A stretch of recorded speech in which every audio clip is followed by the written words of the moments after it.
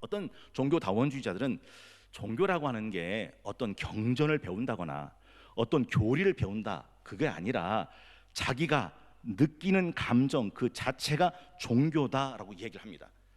조금 설명이 어렵지만 쭉 해볼게요.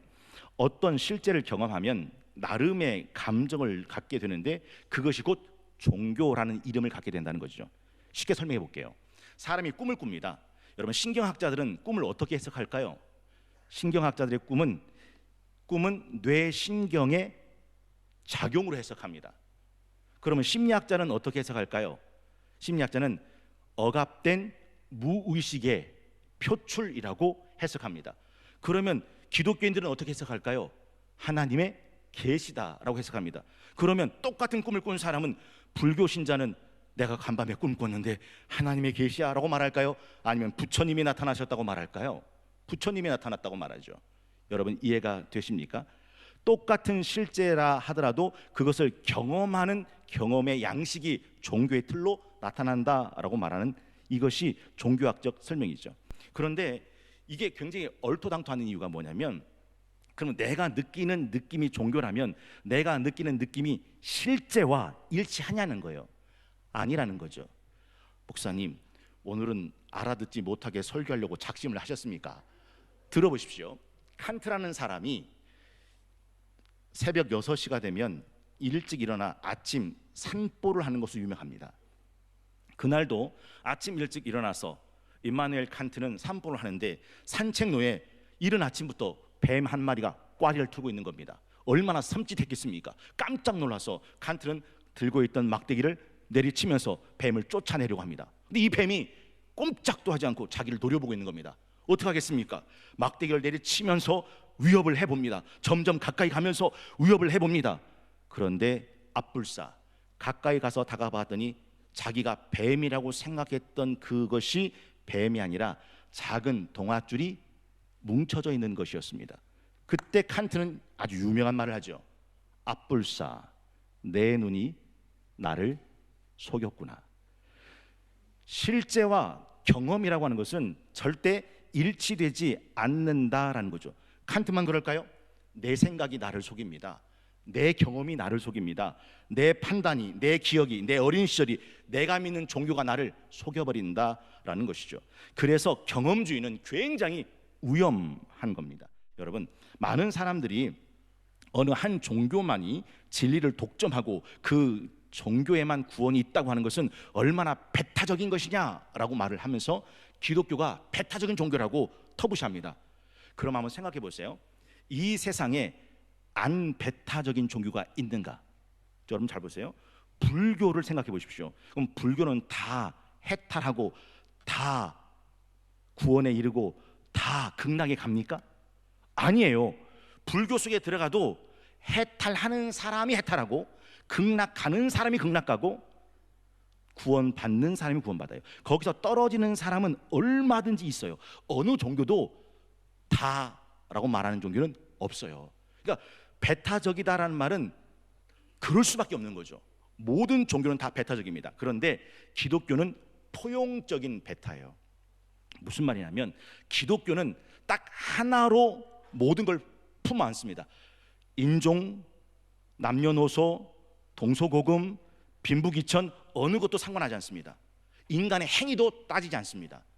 오직 하나 예수 그리스도를 믿는 믿음 하나로 모든 사람을 끌어 구원으로 품어 안는 게 기독교입니다. 그러니까 가장 포용적인 것은 기독교고, 기독교가 기독교 외에 구원이 없다라고 다른 종교를 배타라고 볼 땐 그 배타성은 포용적인 배타다라는 이야기다라는 거죠. 로마에 가보면 만신전이 있어요. 만신전이 뭐냐면 세상에 있는 모든 신들을 다 섬기는 신전입니다. 어떻게 생각하세요? 그 만신전에 들어가 보셨어요? 저는 유럽 여행 갈 때 로마에 들어가서 만신전을 다녀왔거든요. 이런 거 해보신 적 있죠? 눈이 이쁜 사람, 귀가 이쁜 사람, 코가 이쁜 사람, 입술이 이쁜 사람, 이마가 이쁜 사람, 턱선이 이쁜 사람, 그 이쁜 사람 부분을 다 모아서 컴퓨터로 딱 만들어 놓으면 그 얼굴은 어때요? 어때요? 못 봐요.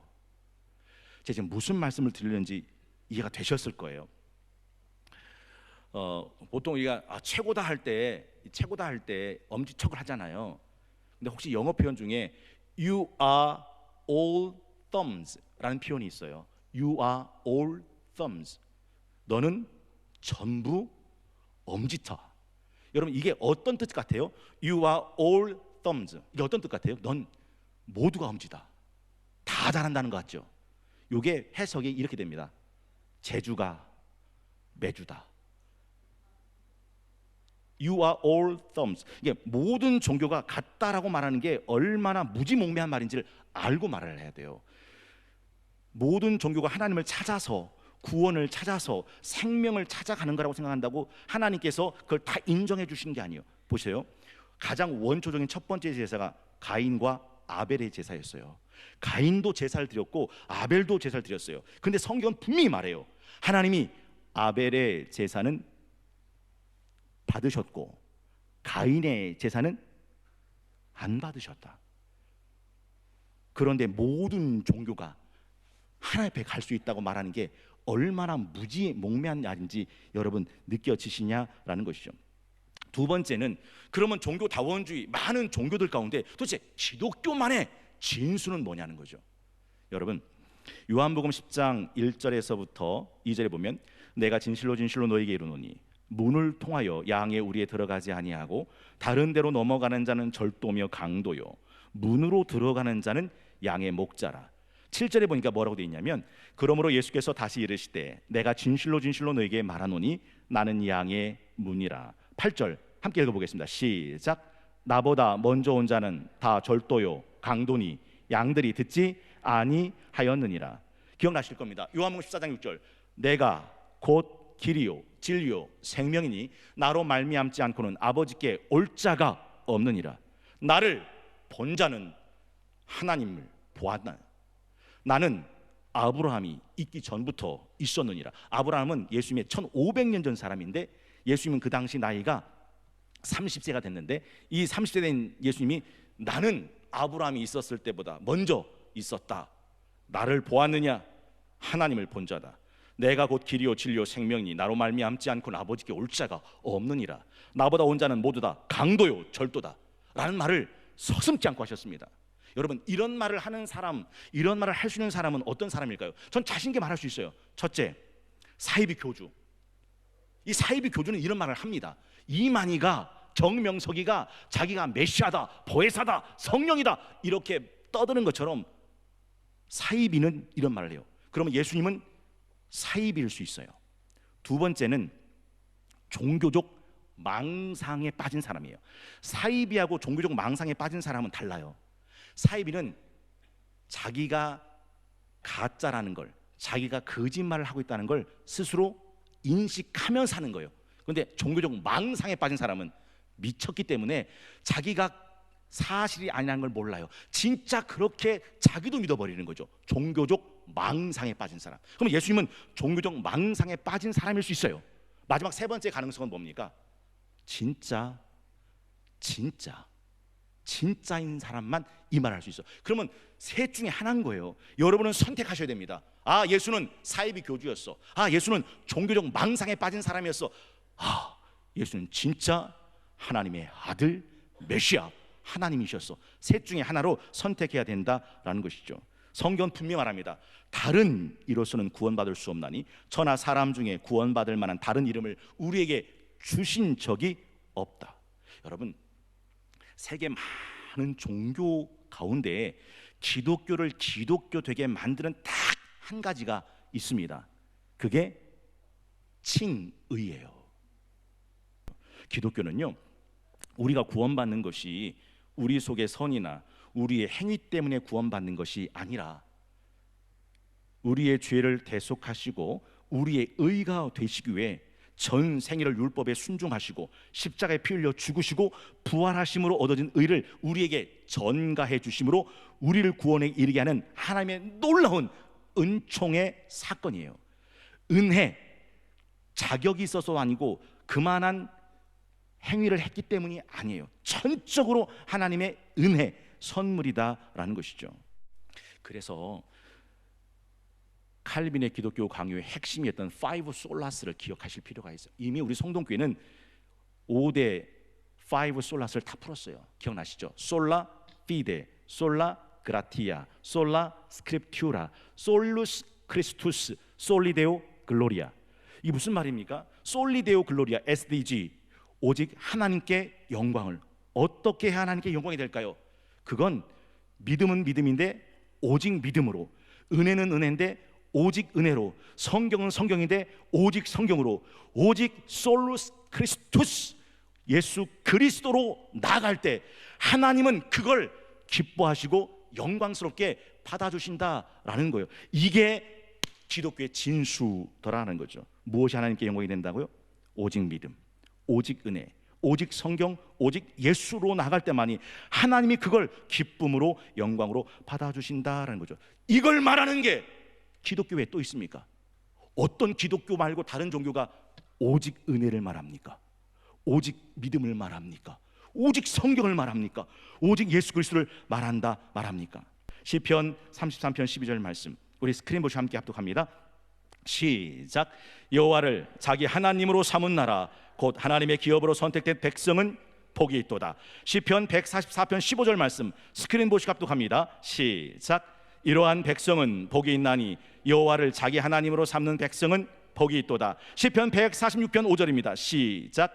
야곱이 하나님을 자기 도움으로 삼으며 여호와 자기 하나님에게 자기의 소망을 두는 자는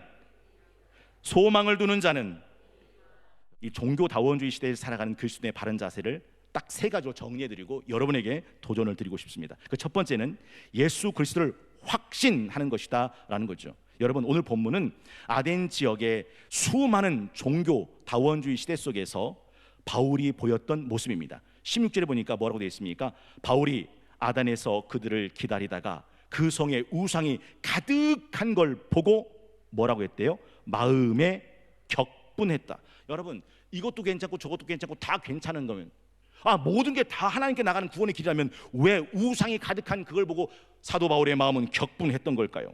17절에 보니까요, 회당에서는 유대인과 경건한 사람들에게, 장터에서는 날마다 만나는 사람들과 변론했다. 회당에 들어갔습니까? 유대인이라고 하는 사람들. 회당에 들어갔습니까? 나름 경건하다고 하는 사람들. 장터에 들어갔습니까? 날마다 만나는 그 많은 사람들과 함께 변론했다. 변론했다는 게 뭐죠? 예수 그리스도의 복음을 증거하고 전도하고 설교하고 간증했다라는 거죠. 바울은 그토록 많은 사람들에게 무엇을 전했던 것일까요? 18절의 하반절에 보니까 뭐라고 되어 있습니까? 이는 바울이 예수와 부활을 전하기 때문이라 라고 이야기합니다.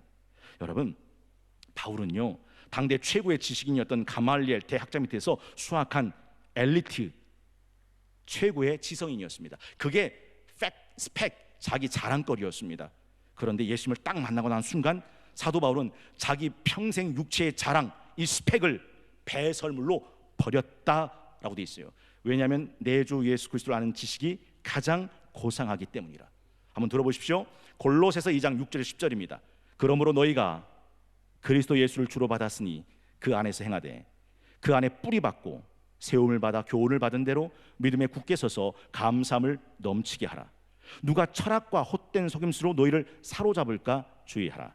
이것은 사람의 전통과 세상의 초등학문을 따름이요 그리스도를 따름이 아니라 그 안엔 신성의 모든 충만이 육체로 거하시고 너희도 그 안에서 충만하여졌으니 그는 모든 통치자와 권세의 머리시다라고 말합니다. 누가 철학과 헛된 속임수와 세상 사람들의 전통과 초등학문으로 너희를 미혹하더라도 속들지 말라라고 이야기하죠.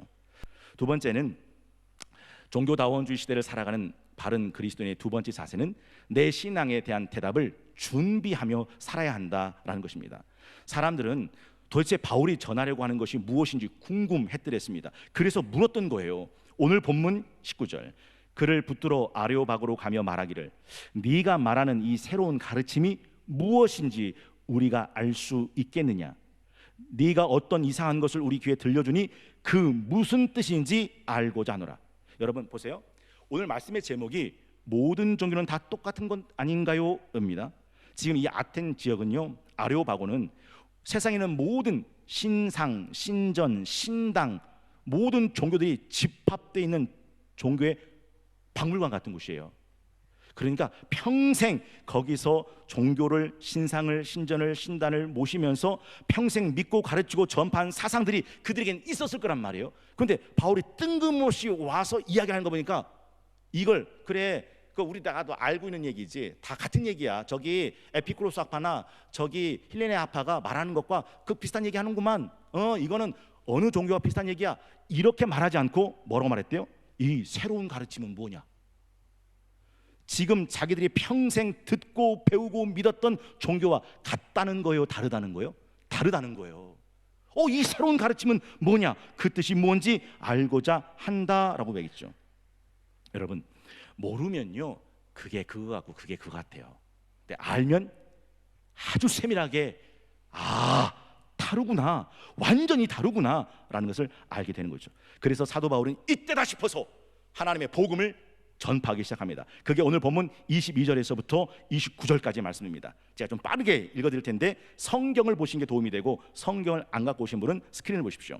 바울이 아레오바고 가운데 서서 말하되, 아덴 사람들아, 너희를 보니 범사에 종교심이 많도다. 내가 두루 다니며 너희가 위하는 것들을 보다가 알지 못하는 신에게라고 새긴 단도 보았으니, 그런즉 너희가 알지 못하고 위하는 그것을 내가 너희에게 알게 하리라. 우주와 그 가운데 있는 만물을 주신 하나님께서는 천지의 주제시니 손으로 지은 전에 계시지 아니하시고, 또 무엇이 부족한 것처럼 사람의 손으로 섬김을 받으시는 것이 아니니, 이는 만민에게 생명과 호흡과 만물을 친히 주시는 이심이라. 인류의 모든 족속을 한 혈통으로 만드셔서 온 땅에 살게 하시고 그들의 연대를 정하시며 거주의 경계를 한정하셨으니, 이는 사람으로 혹 하나님을 더듬어 찾아 발견하게 하려 하심이로되, 그는 우리 각 사람에게서 멀리 계시지 않는다. 우리가 그를 힘입어 살며 기동하며 존재한다. 너희 시인 중 어떤 사람들의 말과 같이 우리가 그의 소생이라 하니, 이와 같이 하나님의 소생이 되었은즉 하나님을 금이나 은이나 돌에다 사람의 기술과 고안으로 새긴 것들과 같이 여길 것이 아니다라고 말씀하셨다는 거죠. 여러분, 혹시 종교다원주의 시대의 사람들이 아니 뭐 꼭 교회만 다녀야 되는 거요? 꼭 예수만 믿어야 되는 거요? 꼭 기독교만 믿어야 되는 거요? 꼭 기독교만 구원 있는 거요? 아이고 다 종교는 다 똑같은 거요 라고 여러분에게 도전할 때, 여러분은 여러분이 믿는 믿음에 대한 대답이 준비되어 있냐는 거예요. 베드로전서 3장 15절 말씀 우리 주부에 나왔죠. 너희 속에 있는 소망에 관한 이유를 묻는 자에게 대답할 것을 항상 준비하라. 사도 바울은 대답할 것이 분명히 있었다라는 거죠. 그래서 사도 바울은 에베소서 1장 16절부터 에베소 교인들에게 하나님을 아는 지식에서 눈이 열려지기를 기도했습니다. 에베소 1장 16절부터 17절. 내가 기도할 때 기억하며 너희로 말미암아 감사하기를 그치지 아니하고, 우리 주 예수 그리스도의 하나님 영광의 아버지께서 지혜와 계시의 영을 너희에게 주사, 뭐라고 되어 있습니까? 하나님을 알게 하시고 너희 마음의 눈을 밝히사 그 부르심의 소망이 뭔지, 성도 안에서 그 기업의 영광의 풍성함이 뭔지, 그 해의 힘의 위력으로 역사심을 따라 믿는 우리에게 베푸신 그 하나님의 능력이 지극히 크심이 어떠한지 너희로 뭐하기를 구하노라? 알게 하시길 구하노라. 그러면 알아야 되는 거 아닙니까? 우리 성동교회 2023 표가 뭡니까? 성령이여 여호와를 알자, 힘써 여호와를 알게 하소서. 그럼 물으시면 되는 거죠. 나는 정말 하나님을 알고 싶은가? 나는 정말 하나님을 알아가기 위해서 애쓰고 있는 중인가? 여러분, 이 말씀을 가만히 읽어보면요, 한 번에는 한눈에 안 들어올 거예요. 왜냐하면 정오의 태양빛을 바라보는 순간 그 빛이 너무 밝아서 눈이 흐려지는 걸 경험해 보셨을 거예요. 그 빛이 너무 밝아서.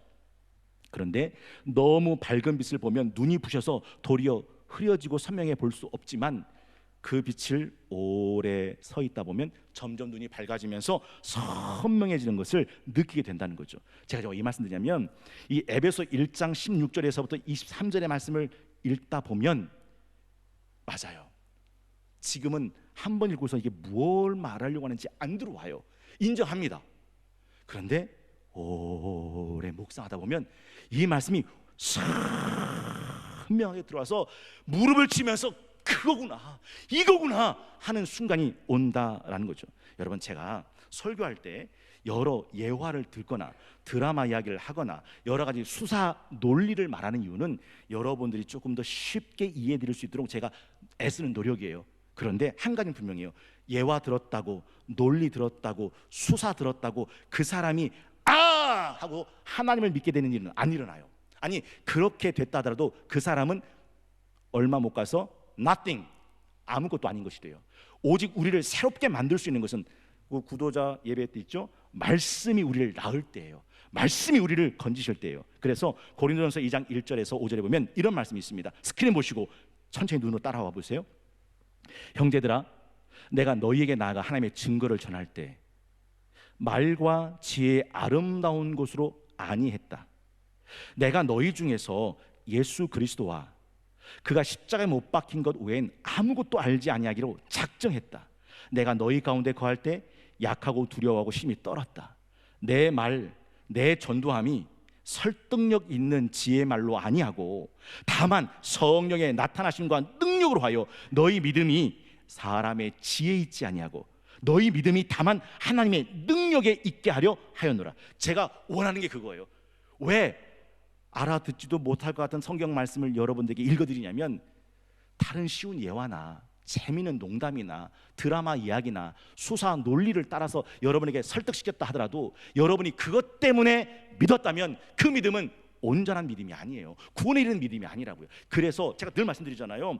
이런저런 이유로 교회 와서 등록도 하고, 이런저런 이유로 교회 와서 봉사도 하고, 이런저런 이유로 교회 와서 신앙생활 하다가도 말씀을 만나 거듭난 적 없으면 언제 어느 때 어떻게 사라질지 아무도 모르는 거예요.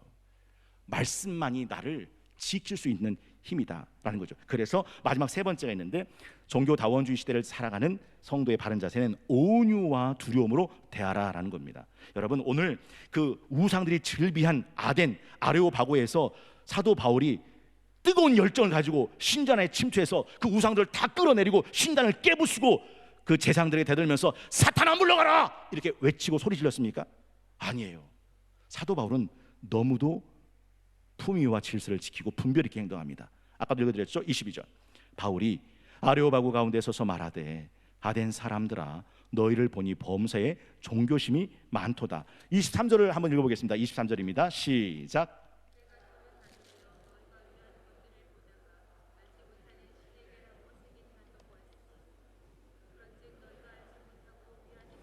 내가 너희에게 알게 하리라.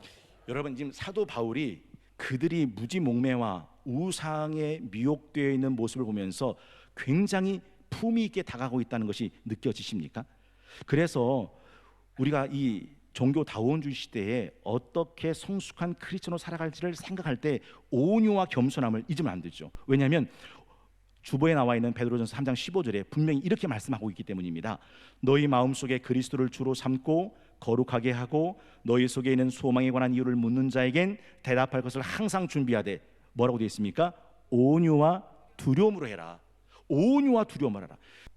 여러분 보세요. 옛날에 앙드레 김이라는 분이 세계적인 패션 디자이너, 한국에 나온 세계적인 패션 디자이너 앙드레 김이라는 사람이 그 패션 쇼를 하잖아요.